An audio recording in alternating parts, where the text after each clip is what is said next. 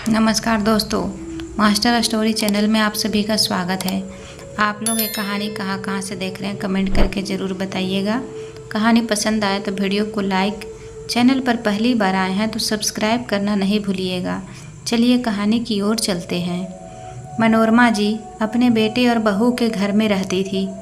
पहले वह अपने गाँव में रहा करती थी। जब से उनके पति की मृत्यु हुई तो बेटे ने उन्हें अपने साथ नाते रिश्तेदारों और मोहल्ले वालों के कहने पर ले आया, लेकिन वह लाना नहीं चाहता था क्योंकि बेटे और बहू को लगता था कि बूढ़े माता पिता के उनके साथ रहने से आज़ादी छीन जाती है।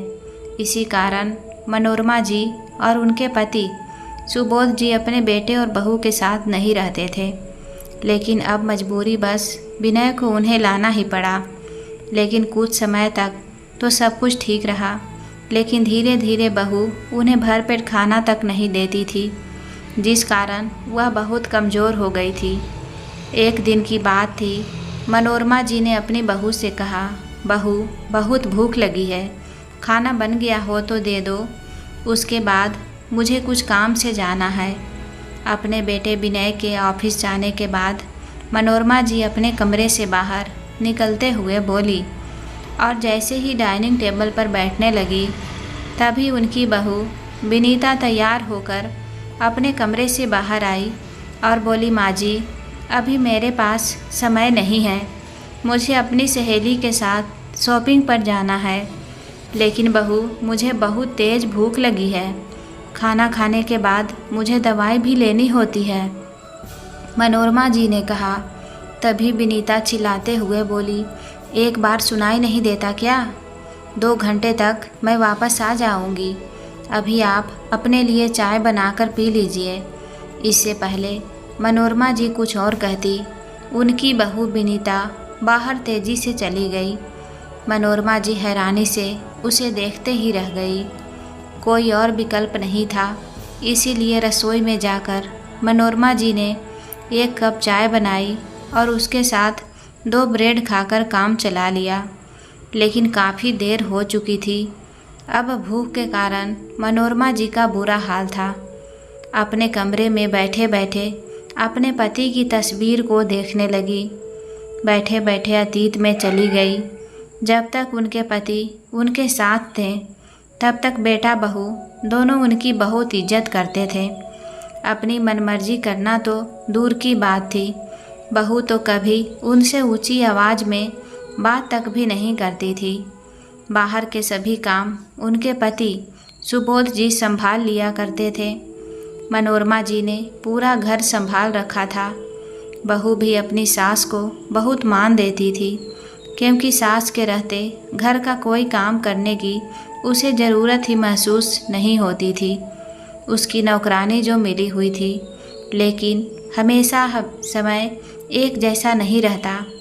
धीरे धीरे मनोरमा जी बूढ़ी होती गई। अब उनकी तबीयत बिगड़ने लगती थी तो उनसे उतने काम नहीं होते थे। अब मनोरमा जी के पति सुबोध जी की भी तबीयत ठीक नहीं रहती थी। एक दिन उन्हें अचानक खांसी आई और उनके खांसी से खून निकलने लगा। तब उन्होंने जांच करवाई तो पता चला कि उन्हें कैंसर है। मनोरमा जी अपने पति को खोना नहीं चाहती थी, लेकिन इलाज महंगा था। लेकिन मनोरमा जी ने पैसों की परवाह ना करती हुई उनका इलाज शुरू करवाया। अब तो बेटे बहू ने भी अपने माँ पिताजी के साथ सीधे मुंह बात करना छोड़ दिया था। लेकिन सुबोध जी और मनोरमा जी को बेटे बहू के इस बदले व्यवहार का कारण समझ में नहीं आया। एक दिन मनोरमा जी का बेटा उनके पास आया और बोला, माँ आप जानती हैं कि पिताजी की बीमारी आखिरी स्टेज पर है और जब पिताजी को बचाया ही नहीं जा सकता तो इतना पैसा खर्च करने की क्या ज़रूरत है। इस तरह तो आप हमें कंगाल ही कर देंगी। कम से कम मेरी बीबी और बच्चे का तो सोचो। इतनी बात सुनते ही मनोरमा जी का कलेजा छलनी हो गया।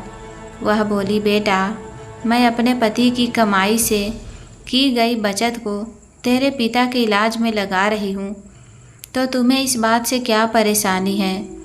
और पिता के बारे में तुम ऐसी बात कर रहा है जिसने तुम्हारे भविष्य को बनाने के लिए क्या क्या नहीं किया, कभी भी नहीं बोला। हाँ, कोई एहसान नहीं कर दिया। सभी माँ बाप अपने बच्चों के लिए करते हैं। बेटे की इतनी बात सुनकर मनोरमा जी को एहसास हो गया कि आज पिता के प्यार के आगे पैसे संपत्ति जीत गई। लेकिन फिर भी मनोरमा जी ने हार नहीं मानी। पति को अंतिम सांस तक बचाने की कोशिश की, लेकिन कुदरत को कुछ और ही मंजूर था। लगभग 1 साल के इलाज के बाद सुबोध जी मनोरमा जी को छोड़कर चले गए। पति के जाते ही जैसे मनोरमा जी को दुनिया ही उजड़ गई थी। अक्सर बहू उनके साथ इस तरह ऊंची आवाज़ में बदतमीजी से बात करती, और यदि वह बहू से कुछ कहती तो बेटा उन पर चिल्लाने लगता था। मनोरमा जी अब अकेली हो चुकी थी, लेकिन उनके पोते और पोती को उनके साथ बहुत अच्छा लगता था। लेकिन मनोरमा जी को उसके साथ बैठने का ज़्यादा मौका नहीं मिलता था। सुबह के समय वह स्कूल चले जाते थे और शाम को ट्यूशन पढ़ने, और कभी थोड़ी देर के लिए अपनी दादी के पास बैठते तो उसकी माँ कोई न कोई काम बता देती और किसी बहाने से उसे अपने पास बुला लेती। एक दिन जब विनय घर पर था तो अपनी माँ के पास आया और उनसे बोला, माँ मुझे आपसे कुछ बात करनी है। तो मनोरमा जी बोली, हाँ बेटा कहो, क्या कहना है। माँ मैं कहना चाहता था कि अब गांव में हम तो रहते नहीं हैं, इसीलिए गांव के मकान की देखभाल भी नहीं हो पाती है। अब आपकी तबीयत भी ठीक नहीं रहती, इसीलिए मैं सोच रहा था कि गांव वाले मकान को बेच देते हैं। यह बात सुनते ही मनोरमा जी बोली, नहीं बेटा, मैं अपनी पुश्तैनी संपत्ति को बेचना नहीं चाहती। तभी विनीता बोली, आप तो जानते ही हैं कि विनय ने अभी अभी नया बिजनेस शुरू किया है, इसीलिए उन्हें पैसों की बहुत ज़रूरत है, और वैसे भी ज़माना बहुत ख़राब है। कहीं ऐसा ना हो कि किराएदार ही हमारे मकान पर कब्जा करके बैठ जाए। बेटे बहू की बात सुनकर अब उन्हें भी लगने लगा था कि वास्तव में ज़िंदगी का कोई भरोसा नहीं, इसीलिए समय रहते सब काम निपटा लिए जाए तो ही अच्छा है।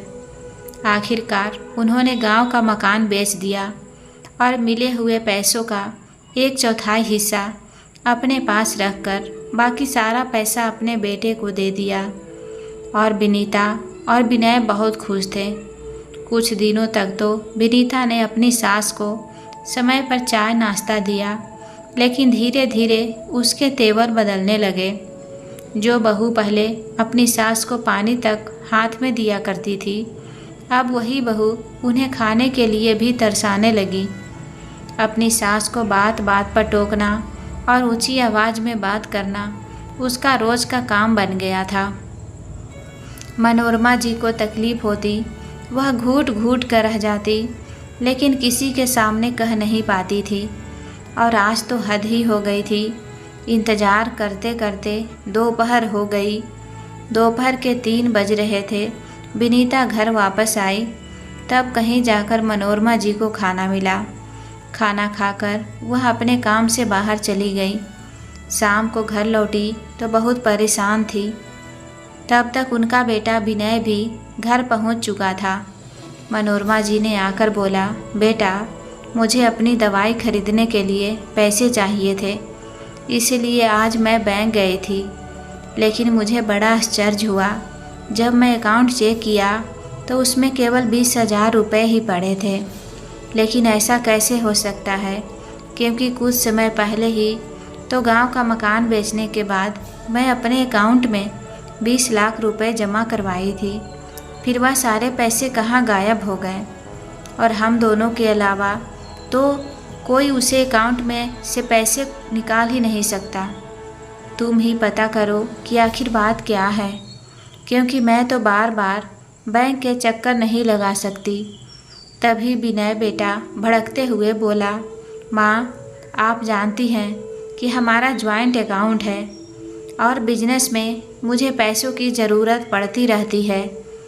अगर मैं आपके पैसे निकाल लिए तो इतनी कौन सी बड़ी आफत आ गई। और वैसे भी आपको पैसे की ज़रूरत ही क्या है। बेटे की बातें सुनकर मनोरमा जी चौंक गई। विनय अपनी बात कहकर अपने कमरे में चला गया और मनोरमा जी गुस्से से देखती रह गई। अपनी बची हुई ज़िंदगी के लिए जो पैसे उन्होंने बचा कर रखे थे, अब वह पैसे भी उनके हाथ से जा चुके थे। कुछ दिन और बीते तो बहू ने मनोरमा जी से कहा, माँ जी, रसोई घर में बर्तन जूठे पड़े हैं, उन्हें ज़रा धो देना, मेरी तबीयत ठीक नहीं है। ऐसा कहकर विनीता अपने कमरे में सोने चली गई। बहू की मदद करने के इरादे से मनोरमा जी ने सारे बर्तन साफ कर दिए। बस फिर क्या था, उस दिन के बाद से रसोई घर में रोज़ सुबह बर्तन साफ करने का जिम्मा मनोरमा जी को ही दे दिया गया। कभी कभी उनके पोता पोती अपनी माँ को दादी के साथ ऐसा व्यवहार करते देखे तो इस बात का विरोध करते, तो विनीता उसे पढ़ाई पर ध्यान देने को कहकर उनके कमरे में भेज देती। उम्र होने के साथ साथ मनोरमा जी के घुटने में दर्द रहने लगा था, लेकिन फिर भी घर में शांति बनी रहे इसीलिए जैसे तैसे काम कर दिया करती थी। लेकिन विनीता को इससे भी शांति नहीं मिली। धीरे धीरे उसने काम का बोझ बढ़ाना शुरू कर दिया। एक दिन मनोरमा जी के घुटनों में इतना दर्द हुआ कि उठना भी मुश्किल लग रहा था, इसीलिए उन्होंने काम करने से इनकार कर दिया। बस उस दिन के बाद से विनीता की आंखों में अपनी सांस खटकने लगी। बीमार सास को बिठाकर खिलाना उसे अपने सिर पर बहुत बड़ा बोझ लग रहा था और एक दिन उसने मनोरमा जी को वृद्धाश्रम भेजने की जिद पकड़ ली। लेकिन मनोरमा जी अपने घर को छोड़कर वृद्धाश्रम जाना नहीं चाहती थी। उधर पोते पोती भी अपनी दादी को खुद से दूर जाते देख रोने चिल्लाने लगे, लेकिन हुआ वही जो विनीता चाहती थी। इस सब के बावजूद माँ को बोझ समझकर बेटा बहू ने उन्हें वृद्धाश्रम भेज दिया। धीरे धीरे समय बीतने लगा। आज मनोरमा जी को वृद्धाश्रम में रहते हुए 12 साल हो चुके थे और पूरे 12 साल के बाद उनके पोता और पोती इस वृद्धाश्रम के सामने खड़े थे जहां उसकी दादी को भेजा गया था। जैसे ही दोनों अंदर गए और अपनी दादी के पास पहुंच गए, मनोरमा जी उन्हें पहचान ही नहीं पाई। दादी, कैसी हो आप? पोते और पोती ने कहा तो उनके पोते पीयूष ने पैर छुए। तभी मनोरमा जी के मुख से निकला, पीयूष बेटा, तू और सोनी? और ऐसा कहते हुए उनकी आंखों में आंसू बहने लगे। अपने पोते और पोती को उन्होंने अपने गले से लगा लिया और थोड़ी देर तक तीनों रोते रहे। फिर खुद को संभालते हुए पीयूष बोला, दादी जी प्लीज़ मत रोइए, अब आपके रोने के दिन बीत चुके हैं। आज आप मेरे साथ अपने घर चलेंगे। तभी मनोरमा जी बोली, कैसा घर बेटा? उस घर से तो सालों पहले मुझे बेइज्जत करके निकाल दिया गया था। अब तो यह वृद्धाश्रम ही मेरा घर है और यहाँ रहने की मुझे आदत भी हो चुकी है। दिन रात तुझे देखने को दिल करता था, अब तुझसे भी मिल लिया। अब तो मेरी मौत भी आ जाए तो भी कोई बात नहीं। इतने समय तक अपनी दादी की याद नहीं आई तुझे? ऐसा हो सकता है क्या दादी कि मैंने आपको याद ना किया हो? जिस समय आपको यहाँ भेजा गया था उस समय हम बहुत छोटे थे। हम दोनों ने बहुत रोया था, लेकिन मम्मी पापा ने हमारी एक नहीं सुनी। उसके बाद इंटर की पढ़ाई के बाद मम्मी पापा ने मुझे अमेरिका भेज दिया था और उसके बाद बीच में मैं कभी घर नहीं आया। पढ़ाई पूरी करने के बाद मैं वहीं नौकरी करनी शुरू कर दी। अब तो विदेश से अच्छा खासा धन कमा कर लौटा है आपका पोता। मम्मी पापा को मेरी बहुत याद आती थी, लेकिन मैं वह सब नहीं भूल पाया जो उन्होंने आपके साथ किया था, इसीलिए मैं भी उनसे मिलने नहीं आया। हफ्ते भर पहले ही भारत लौटा हूँ। लेकिन भारत पहुंचते ही तुरंत आपसे मिलने नहीं आ पाया। दरअसल बहुत से काम थे जिन्हें निपटाना बहुत ज़रूरी था। बहुत सी तैयारी करनी थी, जिस कारण मुझे आपसे मिलने में देर हो गई। लेकिन दादी, एक बात ज़रूर कहूँगा कि अब मैं आपको किसी तरह की कोई तकलीफ़ नहीं होने दूँगा। बात करते करते फिर उसने देखा कि उसकी दादी लगातार आंखों में आंसू लिए उसे देखे जा रही थी। तभी पीयूष ने पूछा, क्या हुआ दादी, कहाँ खो गई? फिर मनोरमा जी बोली, मैं तो यही सोच रही थी कि क्या मालूम तुझसे मिलने की मेरी आखिरी इच्छा कभी पूरी हो पाएगी या नहीं। कहीं तुम दोनों ने भी मुझे भूल तो नहीं गए। लेकिन जब अपना बेटा ही अपना ना रहा तो किसी से क्या शिकायत करती। अरे दादी जी, बड़े बुजुर्ग कहते हैं कि मूल से ज़्यादा ब्याज प्यारा होता है। लेकिन जितना आपको अपना ब्याज प्यारा है उतना ही मुझे मूल से प्यार है। लेकिन मैं भी क्या करता, आपके पास आने से पहले आत्मनिर्भर होना मेरे लिए बहुत ज़्यादा ज़रूरी था। फिर मनोरमा जी भरे गले से बोली, बेटा, आज तक मैं अपनी किस्मत को दोष देती आई थी कि शायद मेरी किस्मत ही फूटी है जो यह दिन मुझे देखना पड़े। लेकिन आज तुझसे मिलने के बाद मुझे अपनी किस्मत पर नाज हो रहा है कि भगवान ने मुझे तेरे जैसा पोता और पोती दिया। तभी पीयूष खड़ा हुआ और खुशी से बोला, तो फिर चलिए दादी, मैं आपका सामान पैक करता हूँ, आप तैयार हो जाइए। लेकिन बेटा, मैं अच्छी तरह जानती हूँ कि मेरे बेटा बहू कैसे हैं। वह मुझे वापस उस घर में कतई नहीं आने देंगे। और वैसे भी मैं यहाँ ठीक से रह रही हूँ और मैं यह बिल्कुल नहीं चाहती कि मेरी वजह से वापस उस घर में लड़ाई झगड़ा शुरू हो जाए। थोड़े समय बाद आकर मुझे मिल लिया करना। मैं तो बस इतना ही चाहती हूँ। लेकिन अब मैं वापस उस घर में नहीं जा सकती। फिर पीयूष बोला, अरे दादी जी, फिर तो आपकी पोता बहू आपके आशीर्वाद नहीं पाएगी। इतनी बात सुनने की देर थी कि मनोरमा जी बच्चों की तरह चहक उठी। क्या मेरी पोता बहू? पीयूष, क्या तुमने शादी कर ली? नहीं दादी, आपके बिना भला मैं शादी कैसे कर सकता हूँ। शादी की सारी तैयारियाँ हो चुकी है और यदि अब आप मेरे साथ ना चली तो मैं शादी नहीं करूँगा। अरे बेटा, यह तुम कैसी बात कर रहा है? मेरे प्यारे पोते की शादी हो और मैं ना आऊँ? लेकिन बेटा, यह तो बता कि लड़की है कौन और कहाँ से है? मनोरमा जी ने उत्सुकता बस पूछा। तो पीयूष बोला, दादी जी, नेहा मुंबई शहर से है। वह भी मेरे साथ ही विदेश में नौकरी कर रही थी। वहीं मेरी उससे मुलाकात हुई और हम अच्छे दोस्त बन गए। विदेश में जब भी मुझे आपकी याद आती थी, मैं अक्सर वृद्धा आश्रम चला जाता था, तो नेहा भी मेरे साथ वहाँ जाना शुरू कर दिया। मैं उसके व्यवहार से बहुत प्रभावित था, क्योंकि आज के ज़माने की होते हुए भी उसे बुजुर्गों के साथ बैठकर उनसे बातें करना, उनके साथ सुख दुख बांटना बहुत अच्छा लगता था। और एक दिन ऐसा आया जब हम दोनों ने एक दूसरे को जीवन साथी बनाने का फैसला कर लिया।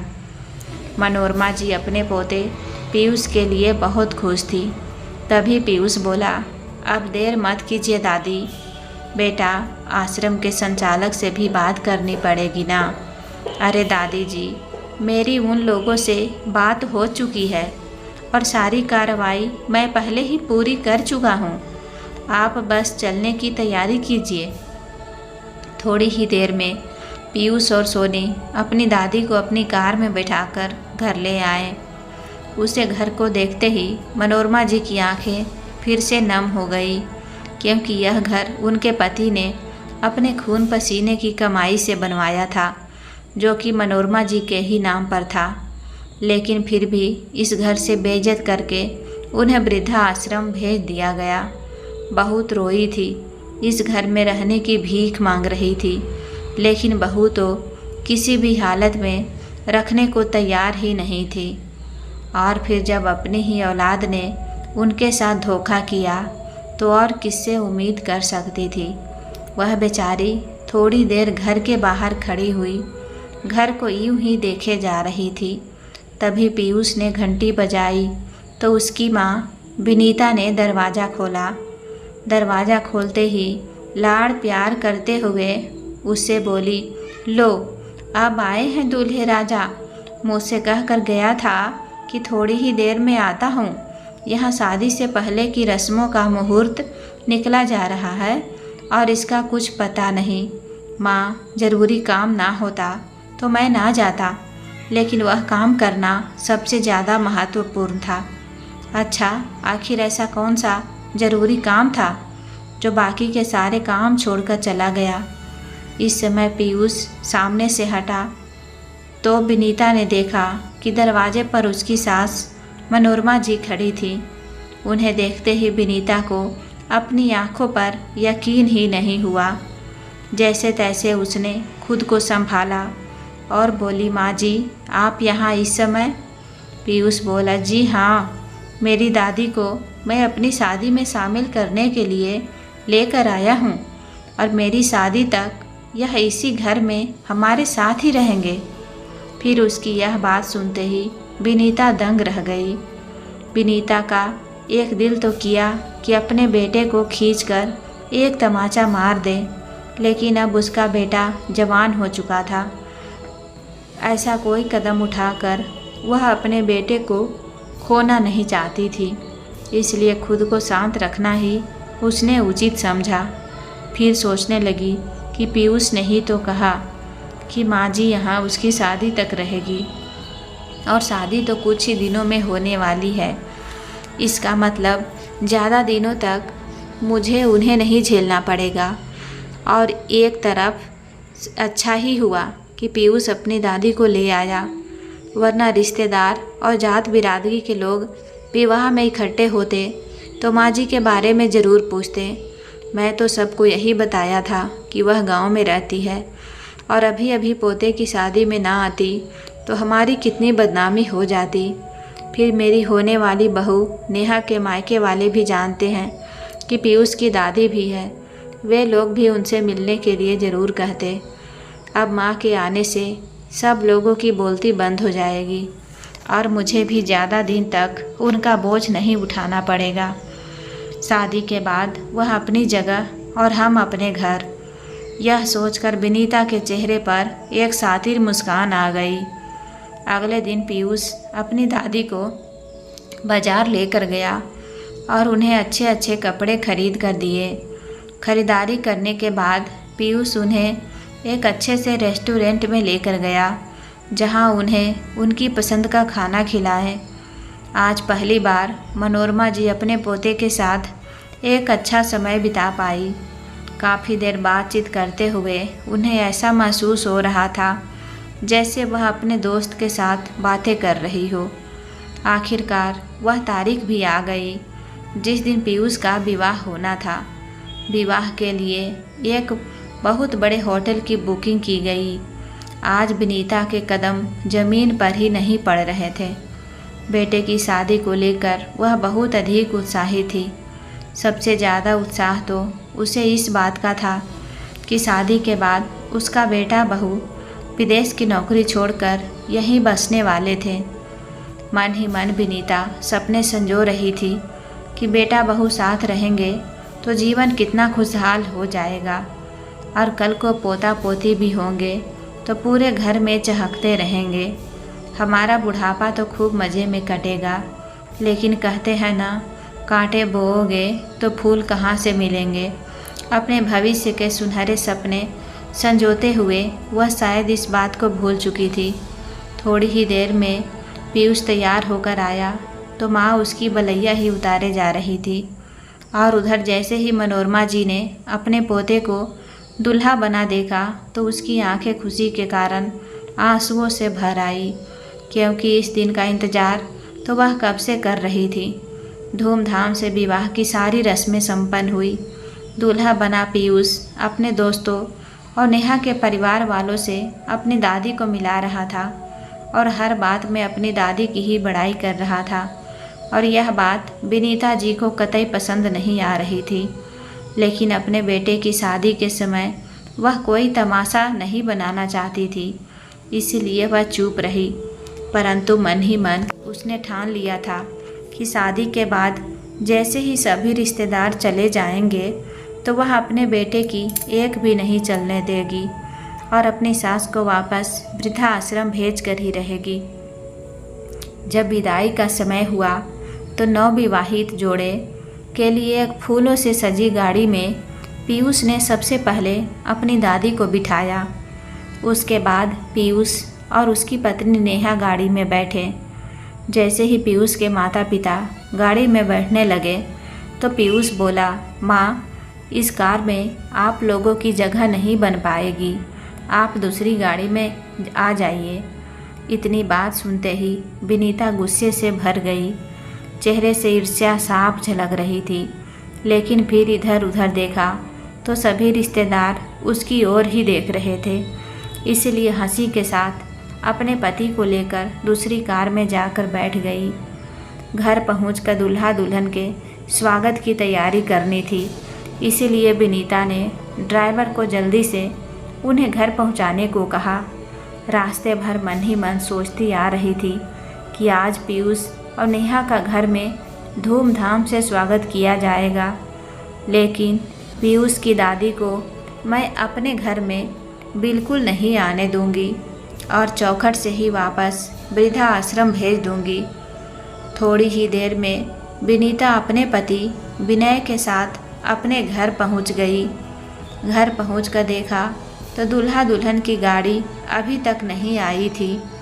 यह देखकर विनीता ने राहत की सांस ली कि चलो, बच्चों के स्वागत की तैयारी के लिए थोड़ा समय मिल जाएगा। बड़े उत्साह के साथ दौड़ते दौड़ते उसने सारी तैयारियां की। चावलों से भरा कलश द्वार पर रखकर तिलक और आरती के लिए थाल सजा कर ले आई और बच्चों की राह देखने लगी। 1 घंटे से भी ज़्यादा समय हो गया था, लेकिन बेटा बहू का कुछ अता पता नहीं था। जब थक गई तो विनय से बोली, देखो जी, आपका बेटा आखिर कहाँ रह गया, मैं फ़ोन लगाकर पूछता हूँ। ऐसा कहते हुए विनय ने पीयूष को फ़ोन लगाया, लेकिन पीयूष ने फ़ोन नहीं उठाया। अब तो बेटा बहू के इंतज़ार में माँ बाप की आंखें पथराने लगी थी, लेकिन कोई नहीं आया। विनीता ने अपने बेटे को फिर से फ़ोन लगाया तो फिर उसने फ़ोन उठा लिया। उसकी आवाज़ सुनते ही विनीता बोली, हेलो बेटा, तुम लोग कहाँ रह गए हो? यहाँ मैं और तेरे पापा कब से तुम्हारी राह देख रहे हैं। तुम लोगों के स्वागत के लिए कब से दरवाजे पर खड़े हैं। माँ, दरअसल बात यह है कि हम लोग पहले वृद्धा आश्रम चले गए थे और वहीं काफ़ी समय लग गया। बेटे की यह बात सुनते ही विनीता का चेहरा खिल उठा और खुशी से बोली, यह तो तूने बहुत अच्छा किया बेटा, जो दादी जी को पहले ही वृद्धा आश्रम में छोड़ आया। नहीं माँ, आप गलत समझ रही हैं। वह दरअसल दादी का कुछ सामान वहाँ से उठाना था और दादी जी भी हमें अपनी सहेलियों से मिलाना चाहती थी, इसीलिए हम पहले वृद्धा आश्रम गए थे और वहाँ काफ़ी समय लग गया। अब हम दादी के घर पर जा रहे हैं। क्या दादी जी के घर से तुम्हारा क्या मतलब है? मतलब यह कि माँ, मैं अपनी दादी के नाम पर घर खरीदा है। अब हम लोग वहीं दादी के साथ ही रहेंगे। और जहाँ तक रही स्वागत की बात, तो उसके लिए आपको तकलीफ़ उठाने की कोई ज़रूरत नहीं है। सारी तैयारी मैंने पहले ही करके रखी थी। नई बहू का स्वागत तो अब दादी ही करेंगी उनके अपने घर में। यह बात सुनते ही विनीता तो जैसे चक्कर खाकर बेहोश होने वाली थी।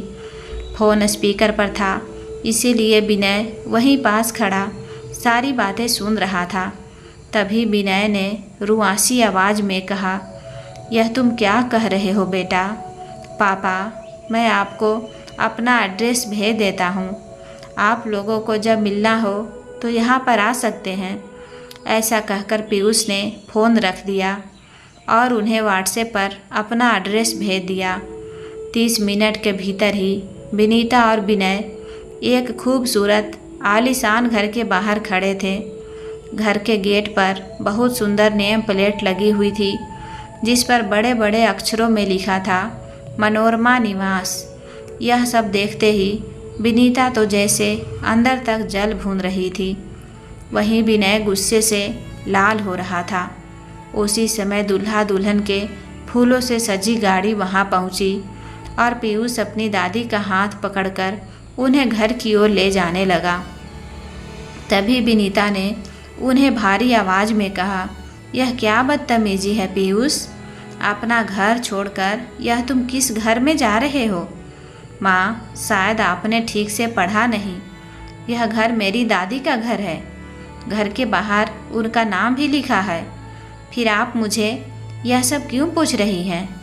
और हम लोगों के बारे में कुछ नहीं सोचा, जिन्होंने तुझे पैदा किया, कि तू आज इस मुकाम पर पहुंचा है? तू इतना स्वार्थी कैसे हो सकता है बेटा? पिता ने पीयूष से पूछा। तो फिर पीयूष बोला, क्यों पापा? दादी भी तो आपकी जन्मदाता है, जिन्होंने आपको इतनी मेहनत करके आपको पाल पोसकर बड़ा किया, आपको पढ़ाया लिखाया, समाज में खड़े रहने के काबिल बनाया। लेकिन आपने उनके साथ क्या किया? आपने तो उनके सर से छत भी छीन ली। जो घर उन्होंने अपनी मेहनत से बनाया था, खून पसीने की कमाई से बनाया था, उन्हें इतना बड़ा धोखा देने से पहले आपको इस बात का ख्याल क्यों नहीं आया? भगवान का शुक्र कीजिए कि मेरी दादी ने आपसे वह घर खाली नहीं करवाया। बहुत बड़ा दिल है उनका। आप दोनों के पास तो दादा दादी जी का बनाया हुआ मकान है। आप वहाँ आराम से रहिए, लेकिन मुझसे उम्मीद मत कीजिएगा कि मैं अब आपके साथ रहूँगा। दादी हमारे स्वागत के लिए आरती की थाली लिए खड़ी है। यदि आप आना चाहते हैं तो थोड़ी देर के लिए आ सकते हैं। ऐसा कहकर अपनी पत्नी का हाथ पकड़कर चौखट तक पहुंचा तो मनोरमा जी उन दोनों को तिलक लगाते हुए उनका स्वागत करने लगी। उनके दिल से अपने बच्चों के लिए अनगिनत दुआएं निकल रही थी। आरती के बाद उन्होंने दोनों हाथ उठाकर उन्हें खूब आशीर्वाद दिए। उधर बहू के सामने बेटे के मुंह से यह बात सुनते हुए विनीता और विनय शर्म के मारे जमीन में गड़े जा रहे थे। उनके अपने कर्म ही उनके सामने आ खड़े थे। उनकी आंखों से आंसू बह रहे थे और आज पीयूष अपनी दादी के आंसुओं की एक एक बूंद का हिसाब कर चुका था। अब उसे अपनी दादी के साथ अपने नए घर में रह रहा था और उसकी पत्नी नेहा भी अपनी दादी सास का खूब ख्याल रख रही थी, उनकी सेवा कर रही थी। धीरे धीरे उनकी ज़िंदगी हंसी खुशी बीत रही थी। उधर दूसरी तरफ विनीता और उसका पति विनय रोते हुए अपनी ज़िंदगी बिता रहे थे। दोस्तों, इस कहानी के बारे में आपकी क्या कहना है, कमेंट करके ज़रूर बताइएगा और उम्मीद करती हूँ कि कहानी पसंद आई होगी। कहानी पसंद आए तो वीडियो को लाइक करें। चैनल पर पहली बार आए हैं तो सब्सक्राइब करके बेल आइकन घंटी प्रेस करना ना भूलें। कहानी को पूरा देखने के लिए दिल से धन्यवाद। मिलती हूँ एक नई कहानी के साथ। Bye bye.